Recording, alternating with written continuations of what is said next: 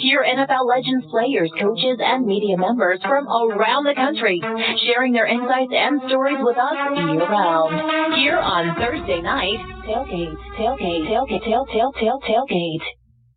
And now back in making his fifth appearance with us here on Thursday Night Tailgate is former Jets defensive back Victor Green. Let me remind you about Victor's background.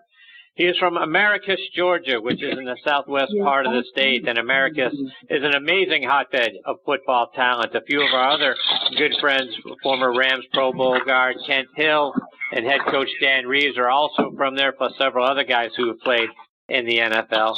Victor started his college football career at Copiah Lynch Community College, where he was twice named to the Gridiron All-American team. Went from there over to the University of Akron, where he earned 2 degrees, one in criminal justice and the other in political science. He was an undrafted free agent signed by the Jets in 1993, and he played safety in the NFL from 93 to 2003 with the Jets, Patriots, and Saints. He led the NFL in tackles in back-to-back seasons in 1995 and 96. And in fact, in 96, he set a Jets team record for 20 tackles in a game against the Buffalo Bills. Over the course of his career, he amassed 961 tackles, 25 interceptions, recovered 17 fumbles, forced 9 of them, had 7 sacks, and he scored 3 touchdowns. 2003, he was named to the Jets' all-time 4-decade team, which covered the 60s, 70s, 80s, and 90s. He was also named the best strong safety in Jets history, and we are honored he is back with us again tonight here on Thursday Night Tailgate. Hey, Victor, Chris, and Bob, thanks for coming back on the show. Welcome back, Victor. Hey, guys. Thank you, man. What an introduction. I appreciate that. I almost forgot, all the history of my own life. I appreciate it. Absolutely. Victor, before we get into your thoughts on the Jets and more on your playing career, I want to talk about the great things that you continue to do for kids with your Victor Green Foundation and the Celebrity Golf Tournament that you have coming up in September. Several of our friends, Vency, Glenn, Greg Lloyd, to name just a couple, are going to be playing in that golf tournament with you. Talk about your foundation and the tournament. Well, I appreciate you guys. It's shaping up really well, man. I got them a great lineup. I just added Cedric the Entertainer, George Lopez, D.L. Hughley, Isaac Smith is going to play again. Barry Larkin, I just added him. I just already added Carter. I just played with Joe Carter. Just added him. So, man, it's just shaping up to be a world-class tournament as it always is. But, most importantly, it's about the kids. And we raised a lot of money last year. We're hoping to, raise a little bit more on September 12th. And just a great thing, man. God has really blessed me with the opportunity to give back and be such a role model in a lot of kids' lives. And, and I just feel really blessed and honored to be able to do that. Victor, let's turn now, change gears a little bit. Let's talk a little bit about the Jets, and I'm curious to get your thoughts on Sam Darnold. Is he a guy that you think should start right away? Are you a proponent of the rookie number 1 pick coming in and getting thrown into the fire, or do you think the right thing to do is let him sit a year and watch whether that ends up being Teddy Bridgewater or Josh McCown? Well, you know what happened to our last USC quarterback we had, and I was spot on with Mark Sanchez. And, and I think he should sit and wait. I think we got some capable guys. I think Bridgewater may wind up starting from what I'm hearing. He having a great off season there. But you got, McCown, he did a great job, very steady last year. But I think he got a great couple guys to kind of sit back and learn under. I don't think there's any rush to put that young quarterback under the gun when you got 2 veteran guys that have proven that they can win and play in the NFL. So if the Jets smart, let the guy sit, let him just tutor for a year or so and just kind of see how the other guys kind of guide this ship. And, I think, I hope he does great, for the franchise, because we need a franchise quarterback as we haven't had in many years. But I think it'll help if they sit him down and let him learn a little bit and let him just kind of get used to that New York, way of life up there. Bob, questions for Victor? Welcome back, Victor. It's always a pleasure, my friend. And back in '93, Thanks, Bob. Your rookie year, Victor, we talked about this before. I was fascinated that you came into the league and had the honor of playing with Ronnie Lott. He was playing at a high level still at the age of 34. You were a rookie. What was it like when you first came across him, when you first met him, and then finally playing with him? Well, kind of like playing with LeBron James, I guess. You kind of, as a young guy, you kind of in awe. I mean, Ronnie was a guy, obviously, that I looked up to in terms of, being a phenomenal football player before I had the opportunity of even meeting him and playing with him. So when I got there, it's kind of like what we talk about with Sam Donald, just sitting back and learn for a little bit. I mean, he did so much for my career, just sitting back and watch the way he worked, the way he did his business, the way he practiced, how first class, how professional he was. And as a young safety, being able to watch a guy like that towards the end of his career would still put so much into the game as he's still fighting for his life. It was very rewarding for me to see. And I think that if, going back to Sam Donald, if he can take that knowledge from Bridgewater and McCown, as I did from running a lot like that, I think he can be, have my type of career, and that means just being consistent and just have, maybe he may be that, I don't think he's going to be Joe Namath type of, being the best quarterback in the history, but, he can be up there hopefully with Benny Testaverde and some of the guys that have some success there. In the following year, Victor, from 94 to 2001, the rest of your career with the Jets, you never missed a game. And I kind of talked a little bit with Chad Brown about longevity and how you stayed on the field. What did you attribute that to? Was it your off-season workouts? Was it just a lot of luck? Because the NFL is a very, very tough game. Well, going back to what, we were just talking about, we're running a lot. Being able to not just run it with Brian Washington and James Hasty and those guys, the way they carried themselves. I had a lot of, Leonard Marshall, I had a lot of veteran guys that come in during that time, and at the peak of my career, and I was able to see how they work. But, the off season, cold tub that they were getting in, lifting after practice, lifting before practice, taking care of yourself with massages and acupunctures and chiropractic care and holistic types of, herbs and things like that. So those are the type guys, or those are the things that I did, and that just propelled me. Even once those guys left, I was disciplined enough to continue that regimen. And I contribute a lot to those older players, man. And, and I'm trying to pass that along to my son, even today. After a game, we're in the cold tub. I mean, it's 12 o'clock in the morning. After a game, he coming here and I got 80 pounds of ice waiting on him in the cold tub. So he gotta get in there, and, he dreaded it. But those are the things that I know that gonna keep him playing and on the field. And I'm just trying to just give back, man. But it was just a combination of all those things, learning how to assert yourself, because they was, like I told you before, you can't make the club in the tub, right? So, nope. So that's kind of thing, a motto that I go by. If I'm hurt in the tub, in the treatment room all the time, I can't make the team. So I had to find a way to keep myself out on the field, and I contribute to a lot of it to a lot of the older guys like Ronnie. Victor, speaking of your son, I saw the picture you posted of the two of you on the golf course. So, who took home the cash?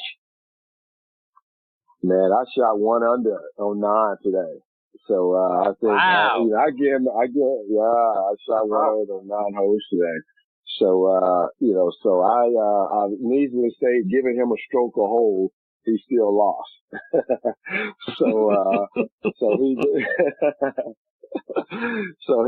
So in that corner, in that, golf part, he can't hang with me, but I always said, by the time your junior year, you'll be able to outrun me.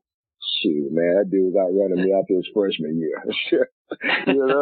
So he was, after his freshman year, he ran a 4.4, 4.47. He ran a 4.3, 4.39 this year. So I can't, Wow. in terms of running and all that stuff now, man, I can't hang with him. But on the golf course, I still take his lunch money. Victor, just a couple more before we let you go. I got a couple more quick thoughts on the Jets. Want to get your insights on the two young safeties, Jamal Adams, Marcus Maye. How do you feel about what you saw from them last season? I think they're going to be a great tandem. If they can stay healthy and take care of their bodies and stay out the freaking news, okay? I mean, there's so many guys out there that continue to, get arrested and do this and do that. It's like, dude, really? So those guys can kind of, they got New York by the storm right now, especially, Jamal right now. He can take it by the storm. He can be that next, Sean Taylor. I mean, I really look at that guy like that, and that's a huge statement, right? But if he take his business like he's supposed to and he should, he could be that next Sean Taylor, man, because, since that guy, you haven't really seen anybody that was that physical and that big that, that just took it by surprise. And I think he has that characteristic. He has that mindset, that mentality. And with Maye back there, man, they can be something special. But it's going to take them being very professional, not just on the football field, but they got to conduct themselves like they really want to be, the face of the franchise. And I think if they do that, forget about playing football, they can own New York. And Victor, heading into last season, I think many people thought the Jets would be the team that would go winless after purging a lot of their veteran talent, and perhaps Todd Bowles would pay an unfair price, due to the fact that they didn't really give him a whole lot to work with. And in the end, I think they really sort of overachieved. I mean, they won 5 games. They played very close games throughout the first 12 games of the season, got a little bit away from them towards the end, but still, they were a surprise team early on in the season. Your assessment of the job Todd Bowles has done so far? I think he's done great for what they've given him. Like you said, when he came in, I think the best receiver was Jericho Cotchery or something. I think, So I think they went and added, the guy from Denver at that point, and they bring in Marshall. So then they got rid of everybody. But I think Todd has done a pretty admirable job.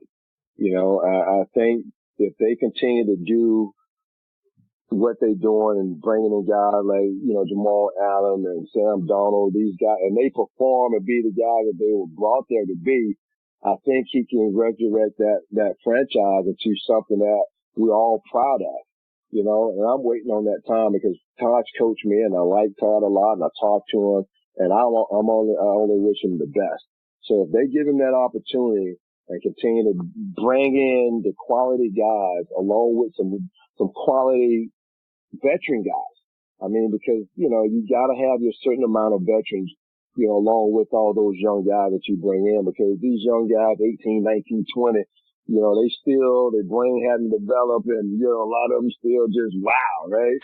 So you got to have those guys like myself to come in that's still serviceable, that can help kind of mush all that stuff together.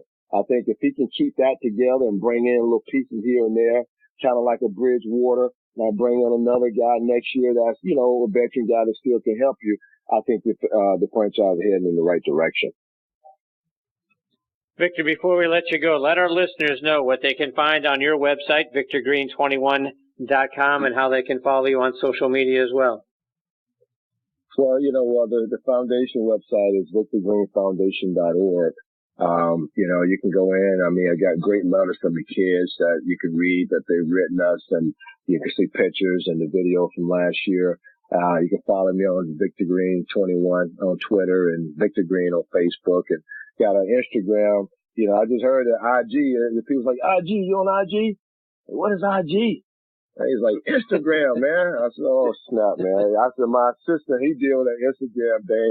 So I just started kind of going on there on IG, trying to do Instagram, man. So, but it's VG, Foundation on the IG, as these young people may say.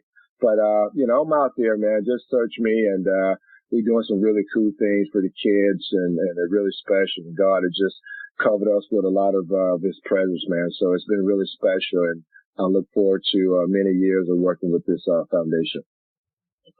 Well, it is great stuff that you're doing with your foundation, Victor. Bob and I we do our last segment of the show is our Spotlight on the Positive, and we've spotlighted the things that you are doing several times because it continues to be bigger and better every single year. So kudos to you for all those great things that you're doing, and thanks for coming back on the show again tonight. Well, Bob and Chris, I want to, commend you guys on, follow you guys on social media, man. You do a great thing, and I just want all the fans to really tune into your shows, man. And you really have some quality people on there, and you have some quality information to share. And I think all your listeners, can really get some great insight on people like myself and all the other guests that you have on, man. So you guys stay the course, man, and keep believing in what you're doing, man, because, it's going to break and it's going to continue to be big, man. So God bless you guys, and I appreciate you guys for having me on, man. And whenever I can come on, I really try to do that because I believe in what you guys are doing.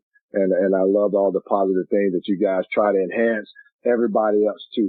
So I get all the Sunday followers and all that stuff, man. So kudos to you guys, man. I appreciate you. We thank you. Oh, we appreciate that very much, Victor. Thank you for saying that. It means a great deal to us.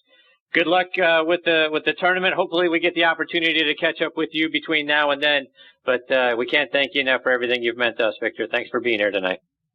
You guys should come up and do a live remote from the tournament this year. I will let you guys do. You guys have some of the celebs come in. Not very long, just some quick things. You guys can, do Twitter and do all your Twitter feed here and get a couple of guys on there. So that's something you guys want to do. Let's talk about it, guys. Have you guys up, and man, we can try to make some fun of, try to promote this thing really big. There you go. I appreciate it. We'll talk about that. Thank you very much for that, Victor. We'll catch up soon, my friend. Absolutely. In between now and then, all the best to you and your family. Take it easy now. Bob and Chris, be good, man. God bless you. Take care. Thank you, Victor. Same to you. Take care. That's the great Victor Green. And again, VictorGreenFoundation.org. And Bob, kudos to him for all the great things he continues to do for the kids up in that area. B, what a great player he was. And C, that's a heck of an invitation. Got to think about that seriously. Yeah, what a tremendous foundation. And again, he's been so good to us, both sides, radio and TV. And again, just marvel at the good things he's doing, and loves to play golf like our good buddy Ricky Foggy, always on the golf course. Yes. Right? You always see him on the golf course, man. It's a tough life, but they earned it. So it's great to see him and great to talk with Victor every time. Yeah, and 1 under par shooting today on the front nine. So that's another thing. We need to get both Victor and Ricky over on the golf side. Get them talking just, we'll put the football stuff aside and talk some golf. Because if he's shooting 1 under par on the front nine, there's some tips that need to be passed along, not only to me, but to our listeners. So hopefully we can get him to do that as well. That's fantastic stuff. All right, folks, when Bob and I come back, we'll be turning on the Thursday Night Tailgate Spotlight on the Positive. Hear which players are doing great things in their communities, and then we'll wrap up the show. We'll do that on the other side of these words about the Salt Creek Golf Retreat and Doubleback Winery.